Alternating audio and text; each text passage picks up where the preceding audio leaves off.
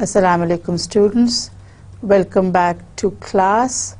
We are going to be doing one more essay from the Spectator, and the date, as you can see from the title slide, is also March 1st, 1711. So this is in the first edition of the Spectator. Let us see what Mr. Joseph Addison is going to discuss in this essay. He starts off with a quotation in Latin, and translated, the Latin means, "What studies please, what most delight, and fill men's thoughts, they dream them over at night." So since it is a Latin verse, so it has a verse translation, and you see that there is a rhyme, that the rhyming pattern that is being followed. So what studies please, what most delight, that is what forms the focus and the content of your dreams when you sleep at night. In other words, whatever you go through during the daytime, whatever you read about, whatever you experience, that is what you dream about. There are various points of view. Different people have different ideas about the origin of dreams and what dreams portend or what dreams mean for us in our lives. The idea that is given to us in the title slide by Lucretius is that whatever we experience during the daytime, that is actually the content of our dreams when we go off to sleep.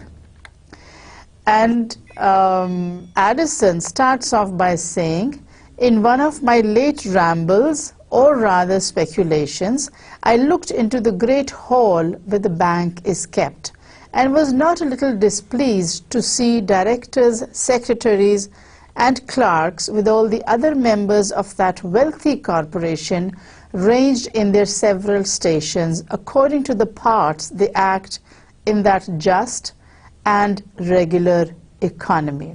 Now what he's talking about is the bank, the central bank, and what the building of the bank contains and where exactly this bank is located. So if you go back one of the slides, Addison says that during one of my walks, and then he quickly makes a qualification and he says, or rather speculations. So you don't know whether he is physically taking this tour or it's just in his mind that he is traveling. So he says, I looked into this huge hall which comprises of the bank buildings, and what do I see there but people who are supposed to be working in the bank. So it's like he has he's been reassured that the bank is working as it should, because all those people who are supposed to be employees of the bank and who are supposed to be working there, whether they are executives of the position of directors or secretaries or in the essential capacity of clerks, all of them are seated at various places, at their assigned places, and doing the work. So to the essayist, to Addison, it is heartening to note that the economy of England is solid and is working because all those individuals who have been assigned different tasks are at their posts and they're doing the work that they have been assigned to do. So all those members of this wealthy corporation, and of course the central bank or the Federal Reserve or the state bank as we have in Pakistan, is a very wealthy corporation, because that's where all the wealth of the country is being stored. So you need to have people who will take care of the money for the public, for everyone within that country. So it's heartening for the essayist, for the writer, to note that people are doing their designated jobs and there's no one who is not in his proper place.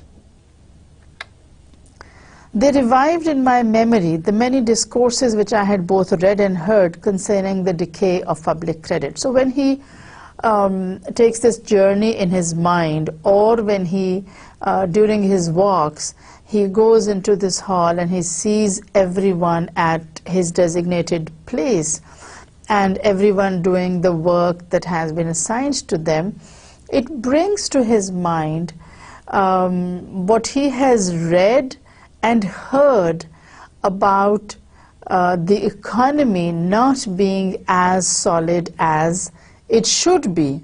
So what he has been told, what he has read about, is that the economy is definitely taking a downturn, is in a position where the pound sterling, which is the currency of England, is not as solid as it should be. So it sort of drives away those fears that have taken root in his mind because of what he has heard and read. So it's rather heartening to find out that the bank is stable, and all the people who are assigned different tasks, they are doing whatever is given to them, whatever is assigned to them.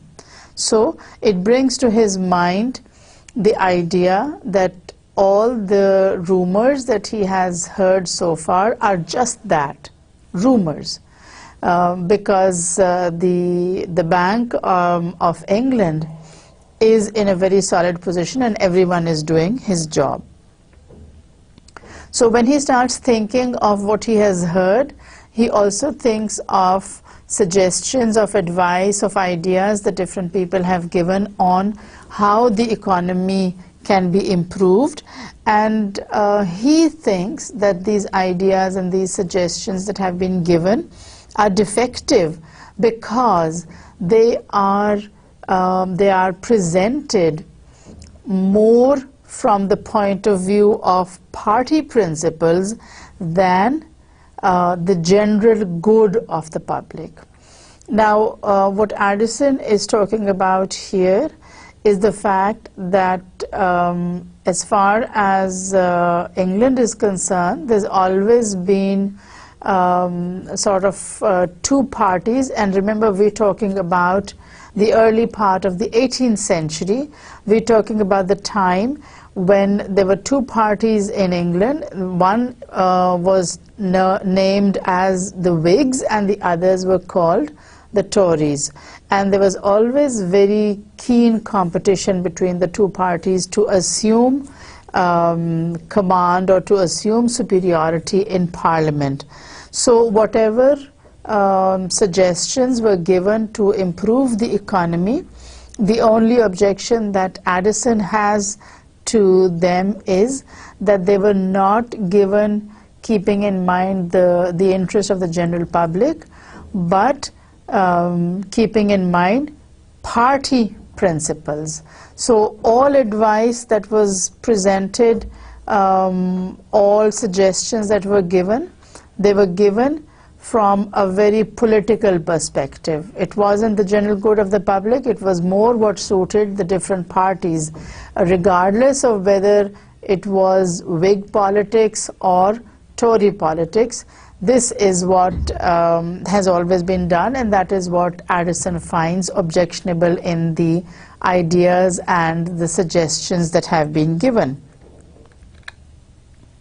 The thoughts of the day gave my mind employment for the whole night, so that I fell insensibly into a kind of methodical dream which disposed all my contemplations into a vision or allegory or whatever whatever the reader chooses to call it. That is sort of the gist of what Addison is trying to tell us here. So what he says is that whatever he had seen in that hall, he started to think about it, and because this scene had made a very strong impression on his mind, these thoughts were converted into a methodical dream. A methodical dream because everything that he had perceived was replicated in his dream with certain changes. You know how dreams are. You start off by, let's say, standing in Raja Bazaar, and in the very next frame, in the very next scene, you are at home and you might be putting on shoes, and the very next second you are just finishing a meal. So in the majority of cases, dreams do not have any logical sequence.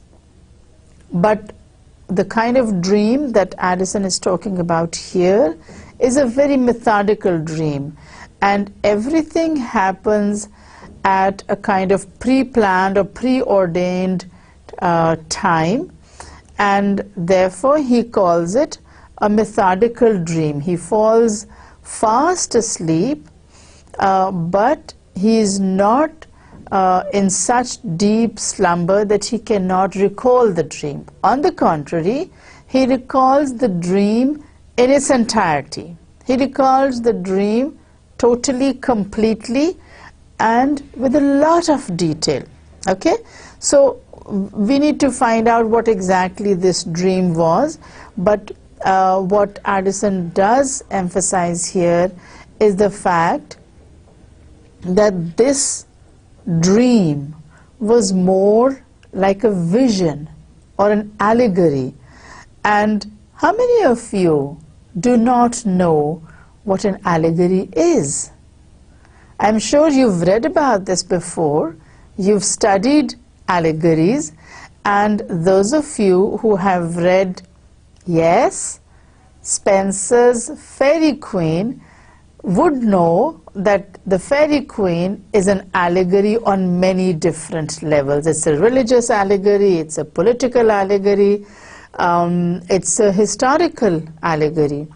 So on all these levels, it's an allegory because it's telling the story. What appears on the surface is not just that, it represents far more than that. So that, again, if we take the example of Spenser's Fairy Queen, the Fairy Queen stands for which character? Queen Elizabeth I. Queen Elizabeth I, because Spenser was writing in the Renaissance, he was writing when Elizabeth I was reigning, and this entire poem you find has references to different characters from Queen Elizabeth's court and all the rest of it. So now that I've taken you through the definition of allegory, it will be very easy for you to understand this dream that this Mr. Spectator has. So you remember who Mr. Spectator was?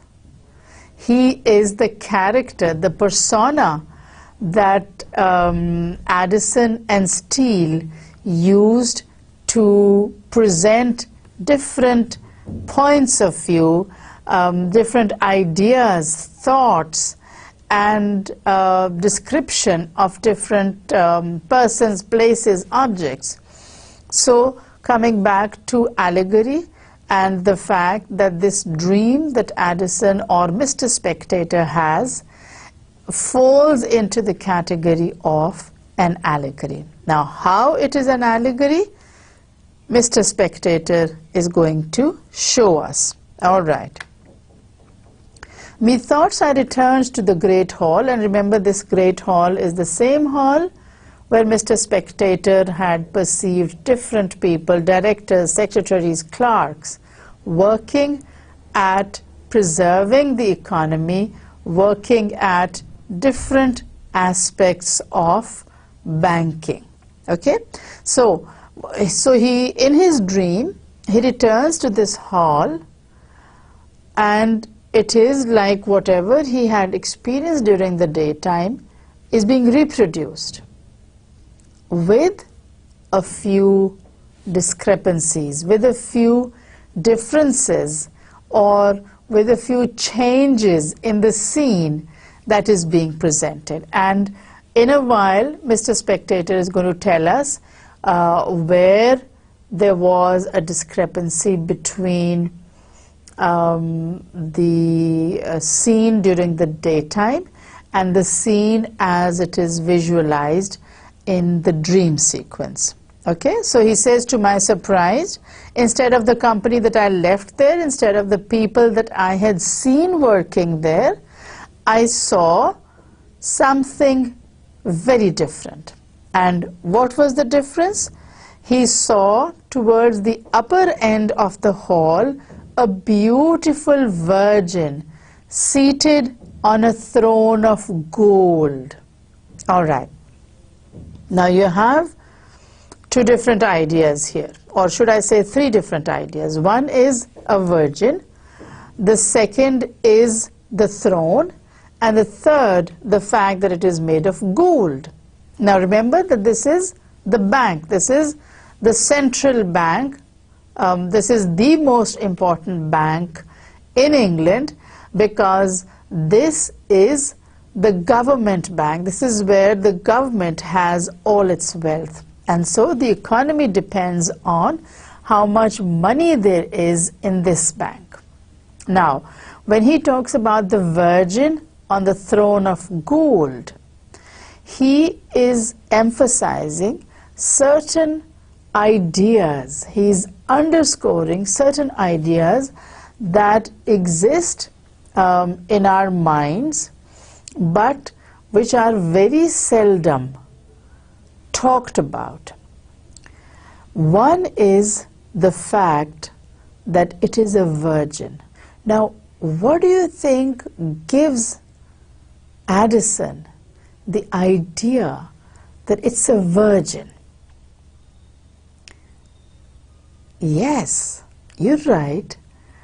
When you are dreaming, there are certain ideas which are very firmly embedded in the minds of the dreamers. There's a conviction that the dreamer has. So the conviction that Mr. Spectator has at this moment is that it is no ordinary woman who is seated on this throne. It's not an ordinary throne. It's a throne made of gold. And the character sitting on the throne is a virgin. So that's a concept, a very strong conviction of the dreamer, who in this case happens to be Mr. Spectator. So you have this throne of gold and you have this virgin sitting on the throne of gold. And her name, he is told, is Public Credit. Now, what you need to think about is the fact that Public Credit is presented as a virgin. That is, Public Credit has not been used. So having a virgin sitting on a throne and the virgin being Public Credit is an idea that Addison presents in order to emphasize the fact that Public Credit has not been used. Now, why that is so is what he's going to explain in a little while.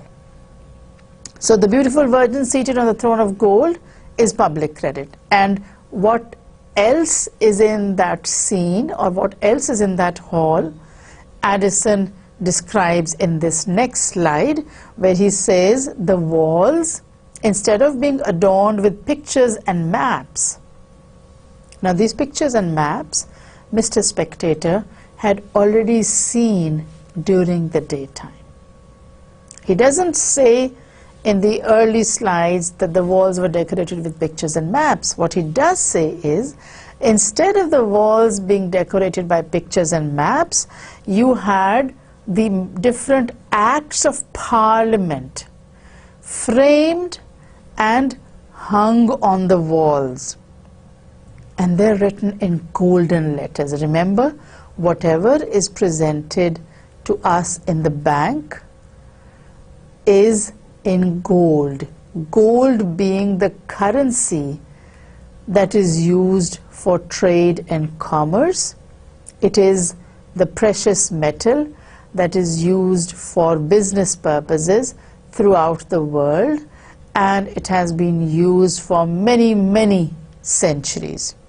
So the different acts of parliament decorated the walls. There weren't any pictures, there were no maps of the world.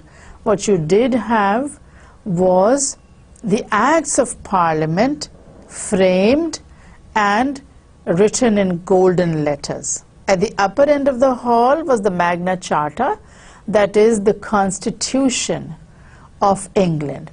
It is possibly the shortest constitution in the world, and it goes back to the 10th and 11th centuries. So there are two acts which are given prominence here. One is the act of uniformity and the other is the act of toleration. So one is on the right hand, the other on the left hand. And this gets more interesting. Remember, this is all part of the dream that Mr. Spectator is having. At the lower end of the hall is the act of settlement, and this act of settlement is placed such that the eye of the Virgin is constantly focused on it. So it's a very central place. The act of toleration and the act of uniformity are on the sides, but the act of settlement is in such a place that the beautiful Virgin, that is public credit, cannot help but look at this act of parliament all the time. Okay? So both the sides of the hall were covered with different acts of parliament, and right in front of the Virgin is the act of settlement. The lady seemed to set an unspeakable value upon these several pieces of furniture. Now, you may not think of decorations as pieces of furniture, but that's what they are. So all these acts of parliament, because they are hung on the walls, they appear to hold a very definite importance for this beautiful Virgin whom he calls public credit. Now see, from referring to this character as a beautiful Virgin, Addison has moved on to calling her a lady. So there is that slight progression. And what he goes on to say is that public credit, and remember this lady is actually public credit. He says public credit frequently let her eyes roam on what was written on the sides of the wall. So she let herself revisit and revise the different acts of parliament hanging on the walls, and which Addison refers to as pieces of furniture. And because she likes these acts of parliament, she smiles when she looks at the act of toleration, the act of settlement, etc., etc. Okay?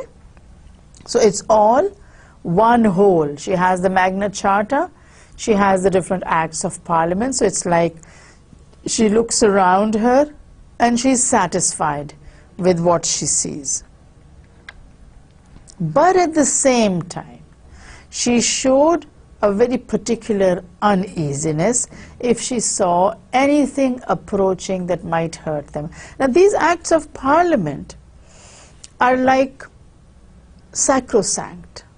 They have a sacred significance because they're a part of the Constitution of England. They hold a very special significance for public credit. It is on these acts of parliament that the sanctity of the Bank of England rests. Without these acts of parliament, the Bank of England would fall to pieces.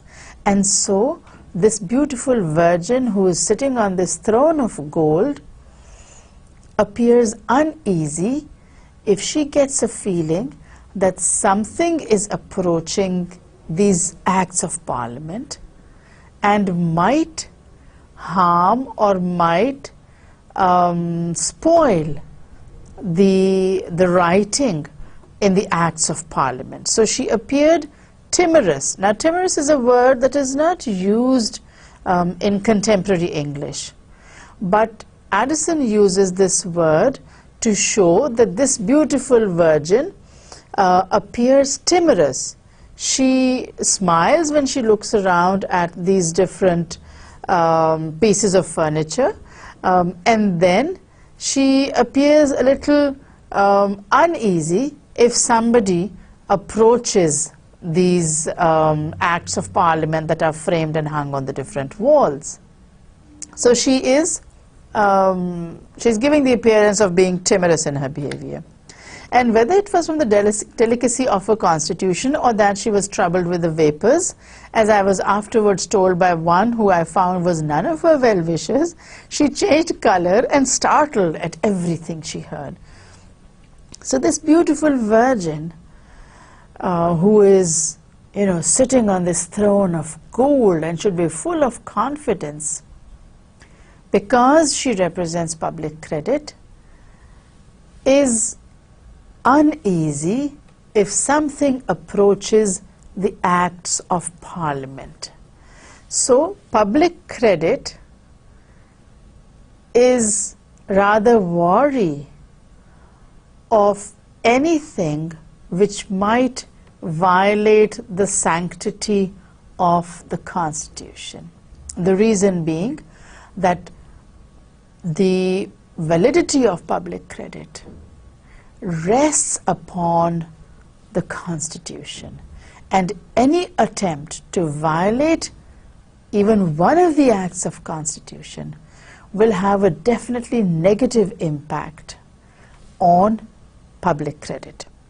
So whenever she saw somebody approaching these framed acts of parliament, she would change color, she'd lose color, she'd go white in the face because she's so scared. So because this beautiful virgin stands for public credit, Addison presents her as a lady who is very delicate.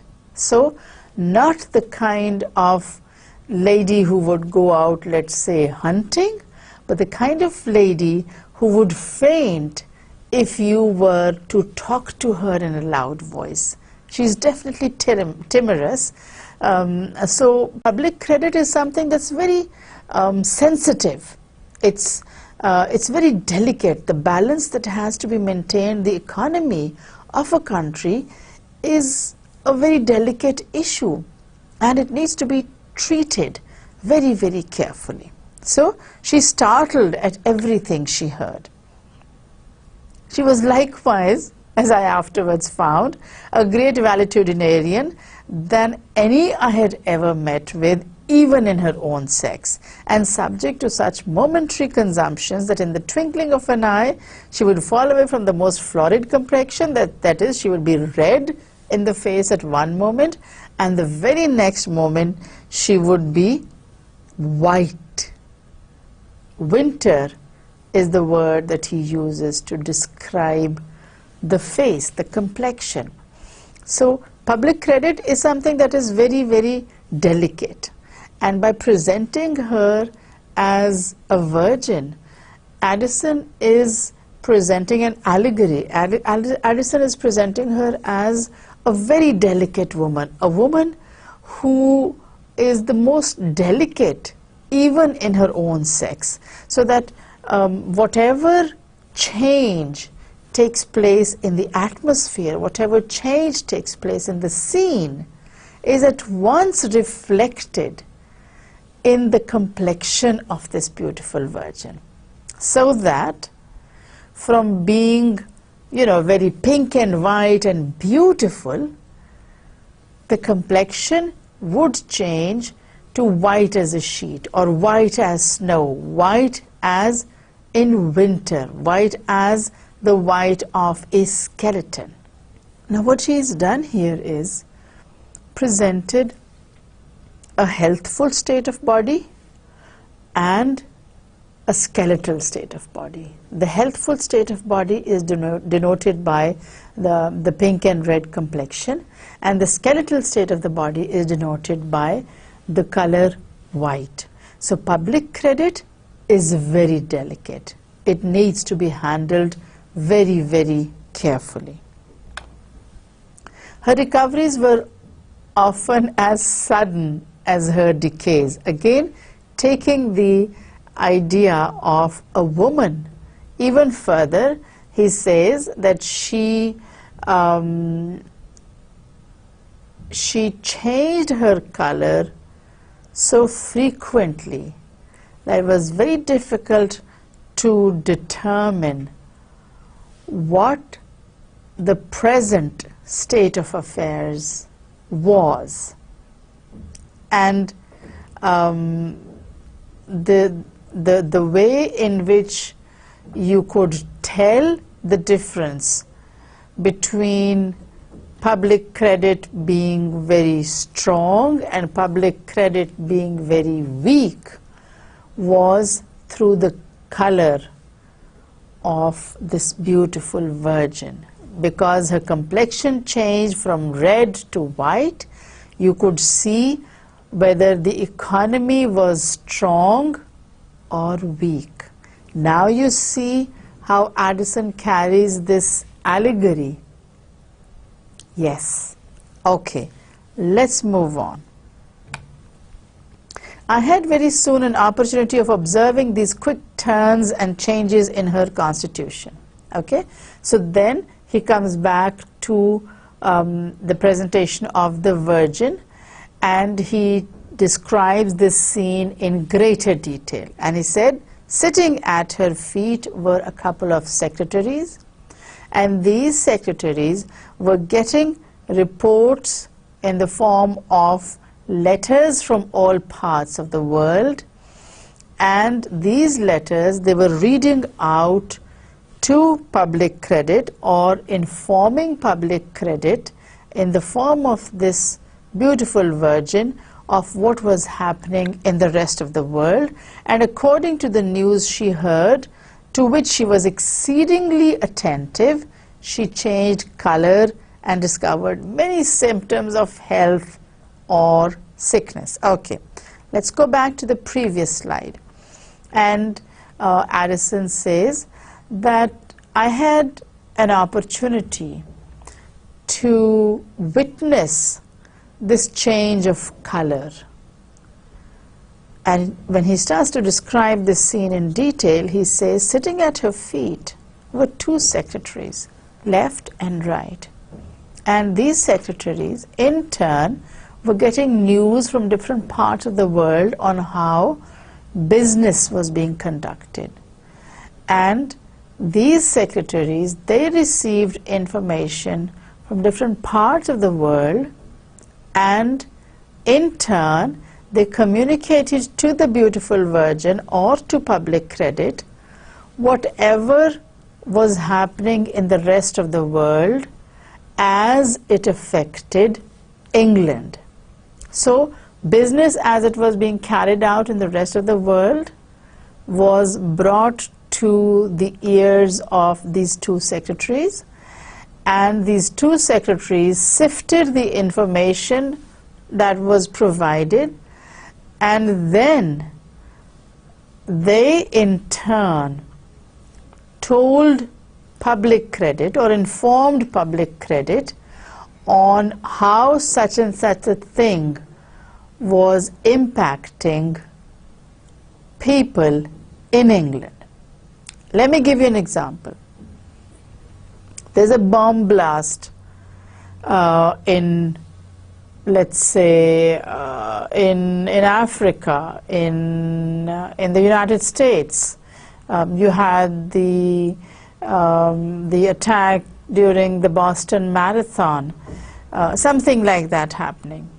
Now, it's happening in a different part of the world, but it does have an influence on business in England. It has an impact on the economy of England. So, as this information was being relayed to the beautiful Virgin, Mr. Spectator could see that if it was positive news that was being given to the beautiful Virgin, she would at once change color and become pink and red in complexion. And if it was bad news that was being conveyed to the Virgin or to public credit, then public credit would fall to a very low, it would become weak, and the weakness was shown through loss of blood. Now this blood is actually money that is being poured into public credit or money that is coming into the Bank of England. So we take this allegory one step further. Okay, behind the throne, and remember we're still talking about this throne in the Bank of England where you have this beautiful Virgin called public credit sitting. So behind this throne was a prodigious heap of bags of money which were piled one upon another so high that they touched the ceiling. The floor on her right hand and on her left was covered with vast sums of gold that rose up in pyramids on either side of her.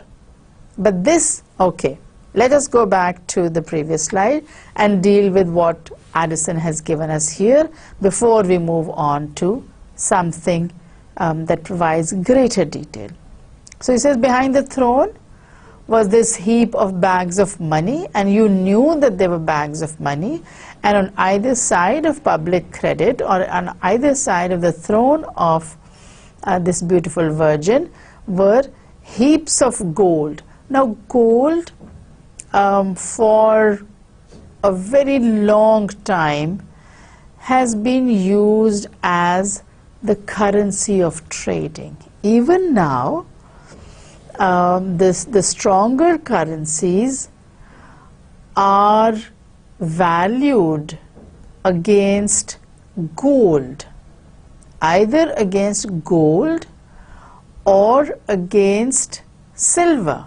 So these precious metals are used for trade. They've been used for trade for God knows how many centuries, and it is safe to say that they will continue to be used for centuries more for trade. Gold is precious, and so the fact that public credit had on her left and right side vast sums of gold, coins of gold, gold in different forms, which rose up like pyramids. So the base is wide, the base is broad, and then it starts to narrow, and it forms the shape of a pyramid. And these two pyramids on the left and right of the beautiful Virgin, called public credit, shows how strong public credit was. It shows how strong the economy was. It shows, in other words, how much money there was in the Bank of England. And money in the form of gold has been and continues to be a sign of solidity, a sign of dependence. But this I did not so much wonder at when I heard upon inquiry that she had the same virtue in her touch which the poet tells us a Lydian king was formerly possessed of. Does anyone here know the reference that Addison is giving here? Who was the king who had the golden touch? Nobody? This was King Midas. Remember, the king in the fairy story who was given this golden touch, and whatever he touched turned to gold. So Addison brings in this reference, and he says that public credit, when it is really solid, is like the king with the golden touch. When public credit is strong, the economy prospers. When public credit is weak, the economy is harmed, the economy collapses. So whatever public credit touches turns to precious metal, turns to solid gold. After a little dizziness, and there's a slight change of scene here, after a little dizziness and confused hurry of thought which a man often meets with in a dream, and I already explained to you how dream sequences do not have to be chronological, do not have to be logical. So after a little dizziness, after a little confusion and, slight twists and turns in the dream, methought the hall was alarmed. The doors flew open, so there was this sound, and what happened after the sounds were produced was that the doors of the hall flew open, and there entered half a dozen of the most hideous phantoms that I had ever seen, even in a dream. And in dreams you see sometimes really, really bad things. So he says that these phantoms were so hideous that I had never seen such hideous, such ugly phantoms, even in a dream. So he says, never before had I seen such hideous phantoms as entered now. And we're going to find out in a bit about the identity of these ugly devils, ugly ghosts, ugly phantoms who enter into the hall of public credit. And mind you, because Addison is presenting an allegory, you have to see everything that's happening, every object, every character, from the perspective of the allegory. And in this case, these phantoms are a direct threat to public credit. They are a direct threat to the economy of England. So let's see if we can find out the identity of these hideous phantoms. They came in 2 by 2. Now, to take this allegory further, because he's bringing in these phantoms, he says that this is a kind of dance sequence. So, as in a dance sequence, the entry is made in a special sequence, like you have a man and a woman entering. So you'd have the dancers entering in twos. Sometimes there may be 2 male dancers, there might be 2 female dancers, but they will always enter 2 by 2.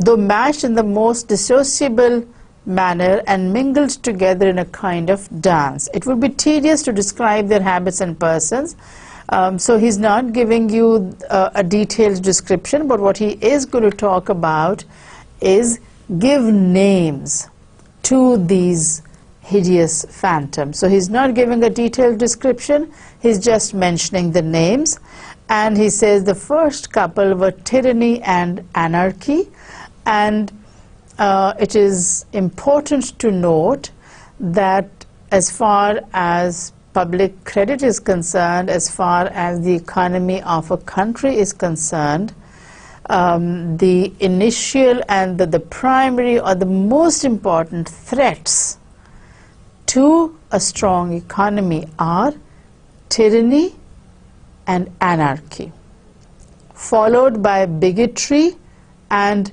atheism.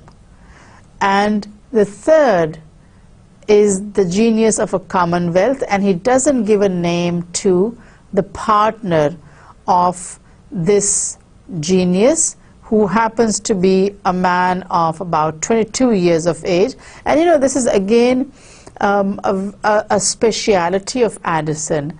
He doesn't describe each character. He doesn't give a name. He leaves something to the imagination of the reader. He doesn't provide all the answers at once. So when he starts to give names to these different demons or these phantoms who enter the bank or public credit, he says that the first to enter, or the most important threats, are tyranny and anarchy, and these are followed by bigotry, or the refusal to admit and accept any other point of view, and atheism, that is lack of belief in a deity. So he says that these two are also very strong threats to the solidity of public credit, but they're not as harmful as tyranny and anarchy. So he's making a comparison. And the last pair to enter the hall, he says, is the genius of commonwealth, and one young man who was about 22 years of age, so very young, and he doesn't give a name to it. The five that he does name are tyranny, anarchy, bigotry, atheism, and the genius of a commonwealth. Okay, so these five, he says, are the perceived threats. The sixth is the one that he doesn't give a name to, and he sort of leaves that up to the reader's imagination on what possibly could be the identity of this sixth. But this young man had a sword in his right hand, which in the dance he often brandished, you know, going like this, at the act of settlement. So this is a direct threat to the act of settlement, and one of the citizens who's standing by Mr. Spectator says that he's not just carrying this sword, he's also carrying a sponge, which means that he wants to erase certain parts of the Constitution. He wants to delete certain parts of the Constitution. He does not want to give freedom to the people of England. So this young man, who is not given a name, is given a greater description than the other demons and phantoms who enter the hall where public credit is sitting on the throne. The dance of so many jarring natures put me in mind of the sun, moon, and earth in the rehearsal, that dance together for no other end but to eclipse one another. So this dance sort of reminds Mr. Spectator of a scene from one of the plays where he sees the sun and the moon and the earth dancing to eclipse one another.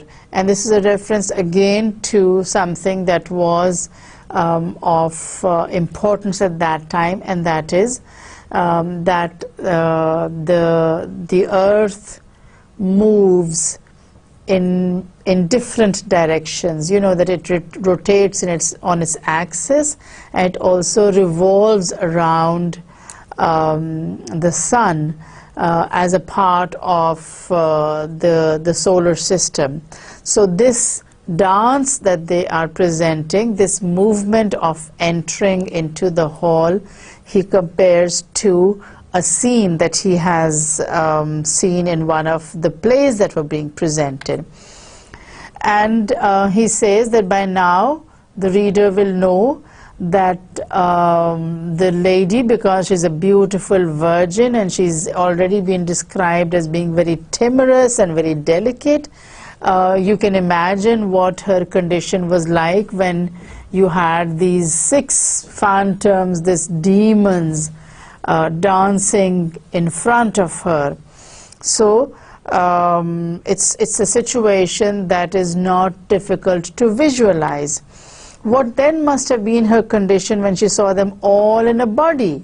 So separately they are scary enough. Mr. Spectator's question is, supposing these took a combined form and became one big demon, what do you think public credit would do? She fainted and died away at the sight. So when these dancers combined and came together, public credit just fainted like one of those beautiful women of the time. There was as great, and when this thing happens, when public credit faints and dies, there's a great change in this hill of money bags. Remember, there's this heap of money bags behind public credit. It just deflates. So when public credit fades, the economy falls, the economy collapses. And these same bags which were full of money, they appeared to be full of air, so they collapse. The rest that took up the same space, okay, so there was, when the economy collapsed, when public credit fainted, died away, Mr. Spectator realized that most of the bags that had so far been filled with money are filled with air, and so they also collapse. Now here he gives the reference of Aeolus and the fact that Aeolus gave this bag of winds to Ulysses so that he could hurry back to Ithaca and to his wife Penelope, whom we have referred to earlier as the most chaste of queens and as one who valued her chastity above everything else. So the reference here is to the bags of money that appeared to be very solid because they were full of money, but when public credit faints, they appear to be full of air.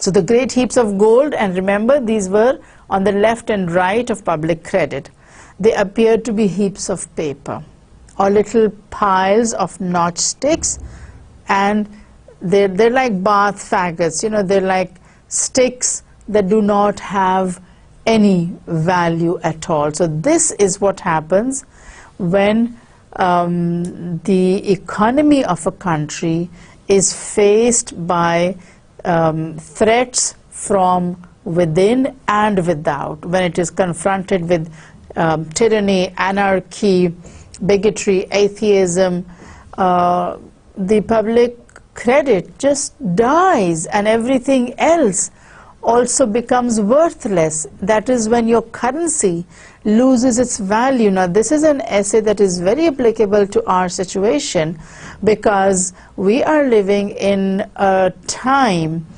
when different currencies are faced with this threat.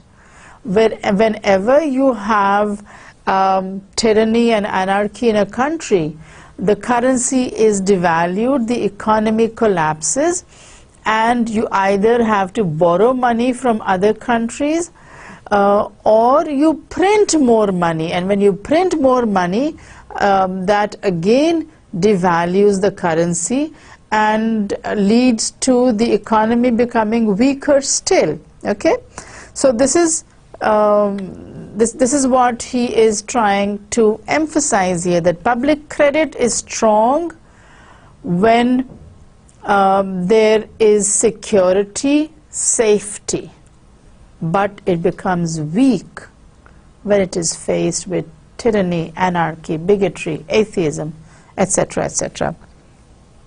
So while Mr. Spectator is lamenting this sudden desolation that, you know, appears before him, one moment there's heaps of gold and heaps of bags of money, and then the very next moment everything disappears. It's a very desolate scene. And he says that while I was watching, this entire scene changed.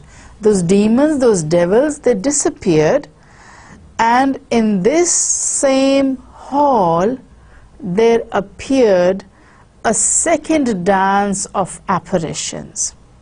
This time these apparitions were very nicely matched. They came in the form of couples, again 2 by 2, but these phantoms did not look scary. These were, as he says, made up of very amiable phantoms.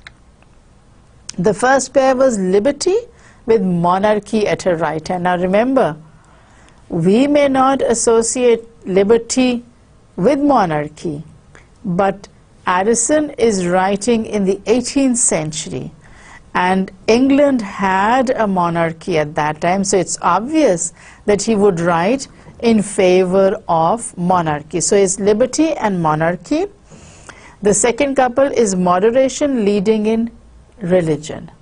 So moderation in religion. No bigotry, mind you. You had bigotry and atheism in those demons who walked in. Here you have liberty and monarchy together, and then you have moderation and religion. And the third, he says, whom I had never seen, was with the genius of Great Britain.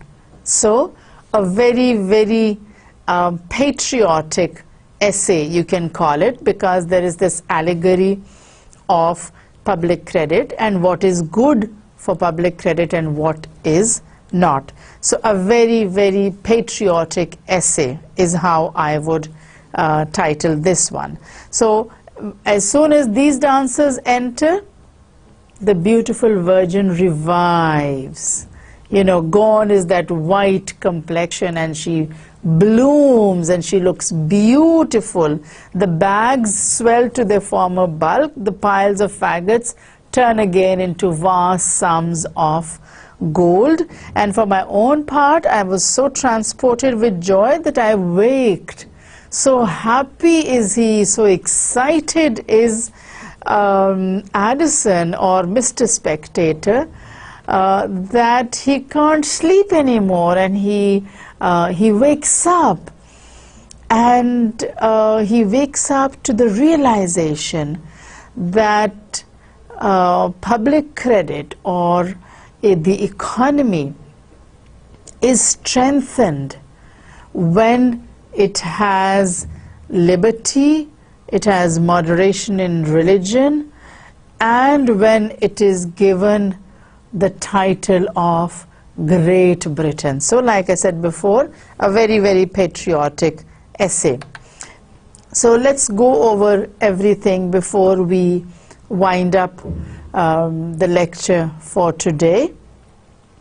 At the very beginning of this essay, Mr. Spectator talks about walking into the hall of Bank of England and feeling very satisfied that work is going on in the Bank of England as it should, and that the economy is very strong.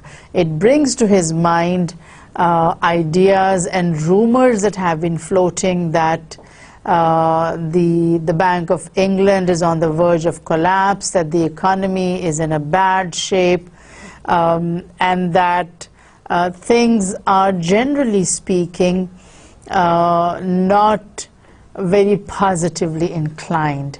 And because he has visited this bank during the daytime, when he falls asleep at night, he has a very methodical dream And in this dream, he goes to the same place again and finds out that the scene has changed. And instead of all those men working at their desks and trying to make sure that the economy is stable, what he does see is that at one end of the hall there is this throne of gold, and on the throne of gold you have this beautiful virgin who is seated and who is looking at the different portions of the Magna Charta or the Magna Carta as they are displayed on the walls. So the difference that he sees is that instead of pictures and maps that he had seen during the daytime, the walls in his dream are covered with different portions of the Constitution of Great Britain, framed and hung on the walls. And this beautiful virgin, she looks around her and she is very satisfied because the strength of the economy or the strength of public credit depends on these acts passed by Parliament. They depend on a very strong constitution and a very strong Parliament. So this beautiful woman, the scene that Mr. Spectator draws is that this beautiful woman, who is termed public credit, is surrounded by signs of wealth. She has heaps of bags full of money at her back. She has vast sums of gold on her left and right, and these show that Great Britain has a very strong economy. And then in the very next scene, because you have to remember that Mr. Spectator is basically describing a dream. So in the very next scene, he sees these demons entering. And these demons are tyranny, anarchy, bigotry, atheism, and these demons, they are perceived as threats to the economy of Great Britain. And these, at the sight of these demons, this beautiful virgin, she just faints and dies, and is revived when you have some other characters entering, and these are characters which have a very positive effect on the health and complexion of the virgin. And from turning white, she's revived, she gets a pink complexion, and those heaps of money which had been converted into bags of air are quickly reconverted, and those vast sums of gold, those heaps on the left and right of public credit, they are also revived. So the impression given to Mr. Spectator is that public credit or the economy stays strong when there is liberty and there is moderation in religion, but it decays and dies very quickly when it is faced with tyranny, anarchy, bigotry, and atheism. So the lesson that he learns from this is that in order for the economy to be very strong, the people must have freedom, and this freedom is freedom of thought and freedom of expression. And so overjoyed is he at this revival of the economy that he wakes up and he discovers that this was a dream, and he is secure in the belief that the economy of Great Britain is solid and nothing can harm it if the people do not wish to have a weak economy. That's enough for today. I thank you very much, and Allah Hafiz until the next time.